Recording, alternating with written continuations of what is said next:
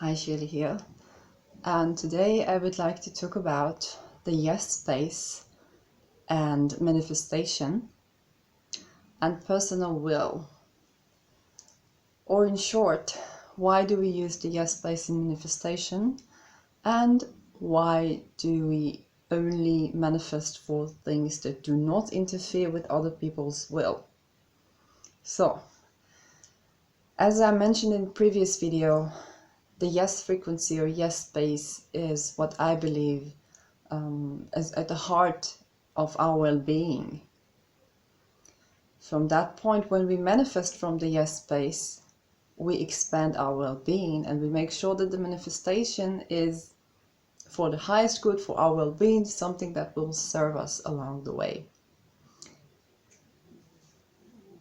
That being said, if we manifest something that, or try to manifest something that interferes with another person's will, or basically makes an attack on their will, we are infringing the yes space of another person, or trying to mess up with their own energy field. That causes dis-ease with another person, and that causes dis-ease within our energy field. Then, what do I mean by that? Now, there is a saying that nobody can affect our will without our permission. That being said, to develop our will and to understand and be aware that we are the agency and we are controlling our will, and we can go back to our will and manifest from there, and we can release nobody can attack us psychically or otherwise without us taking part in it. This takes practice, this takes awareness, and when we're not there, we are susceptible to to not acting out of our will, to be out of our will. So then we can succumb to the will of others, even when it's not for our highest good. Of course, this is catalytic experiences for change and for growth and for discernment and for expanding our yes space. All is well. Everything that happens is as it should be. From that standpoint, we do not interfere with other people's will, because A, we don't need to live a life of well-being, and B, that is something that contributes or expands dis-ease with another person. So we can be catalyst for change within another person, but it is also causing dis-ease within us. And truly, whenever we seek to affect another person's will, what we first need to do is calm down to our senses and understand that we absolutely don't need that. We absolutely don't need that. All is well. So if we are making attack on someone who is susceptible to that, we will suffer dis-ease.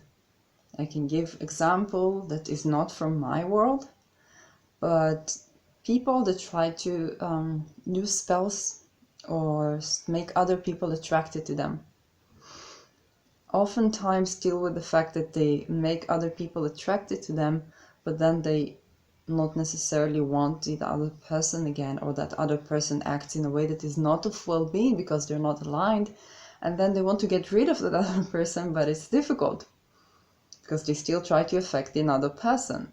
So what they need to do is go back to themselves and their well-being.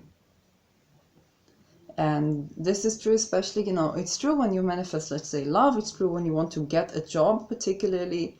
So it may manifest in your life, but it won't be to your well-being. It will be a lesson.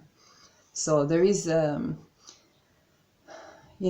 pilots say that you will not live to learn from your mistakes. You will not live to learn from all of the mistakes you may do when you learn, how to fly a plane. So you have to learn from the mistakes of others as well. So I post this to allow you the chance to learn from the mistakes of others and go to your yes space. If you have a karmic experience there and you find it difficult to do what I say, then it's okay. You will learn. But if that helps you or validates your voices and gives you another perspective, or maybe you're after such a lesson and you want a manifestation tip that really works, and that's why you came to my channel. So that can help. Now, what do you do instead of manifesting something that interferes with another person's will? First, what I would suggest you to do, it may work to a certain extent, but you can work on your will and say, I'll manifest releasing any conscious or unconscious manifestation I ever made that could interfere or attack somebody else's will. And B, I manifest my will and desires to harmonize with what serves my well-being and highest good. So this is how you clear the space. Then when you manifest something general. For example, if you love a particular person, or attracted to a particular person, try to see what makes you feel the way you feel. Wait. Yeah, sorry, interference. With my will, no. So when you manifest something, get into the essence of what you want to feel and manifest these feelings, or manifest something general. I want XYZ love in my life, and then take the qualities that this person has and put them as general qualities you want in your lover. I can speak about crystals as well. You don't interfere also with the consciousness of crystals. I had a moldavite, I have my moldavite, and I had another moldavite that I bought and disappeared on me, and I do that quite a lot. And I sometimes invite the moldavite that if it is ready and willing to come back into my life, I welcome it. And there are many reasons crystals may disappear or get lost, and you may find them in your home, you may never find them, they may be back in your life when you most need it to, or not. And they could be very costly. Moldavite is not a cheap crystal, but that is all is well. All is well. So what you can do, you can invite crystals, people into your life if they so wish to be. So you always say, if they're willing and wanting and they're ready for coming into my life, and if it's for my highest good, then I invite them into my life. That is what you would do instead. I talked also about sending energies to other people. You just hold a space that the person can tap into if they so wish, if they are willing to. And that is that's a trick I learned from Gigi Young, and she talks about it. I think she talks about it in her blog, one of her earliest blogs. So you would have to go to her channel, then to her blog to find that. She has a ritual that she does for that. Mine is different, but the perspective of holding a space for another person that they can tap into if they want to receive this energy, and not to just send energy that they can be bombarded, because even positive energy, love energy, can trigger stuff and trigger disease, and that would mean that I'm a catalyst to a change that they haven't chosen or consented to. This is also important when you let people hold a crystal.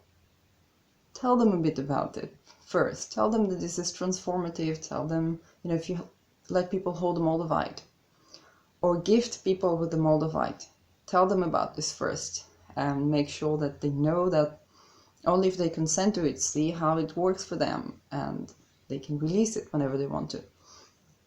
So that's the same about recommending crystals. Also not to interfere with the will of another person. And of course, to get into the essence of what is it that you're seeking to feel. I need to try that about the moldavite too. What is it that I seek to feel? The particular, I'm curious about the particular channel of transformation that she has to offer, and a unique moldavite crystal in the right of herself, and I'm curious about discerning it. And whenever I'm ready and she's ready, then if you hear me, moldavite, then I'm very much welcoming that. That's what you do instead. So this is crucially important if you've by mistake manifested something that interferes with another person's will, if that had consequences. You can share your stories and what are your rituals to fix that. If this helped you, let me know. Let me know in the comments. I'm always happy to hear of the value I brought to your life. That gives me good feeling and fulfillment. So have a lovely day, and I'll see you in my next video.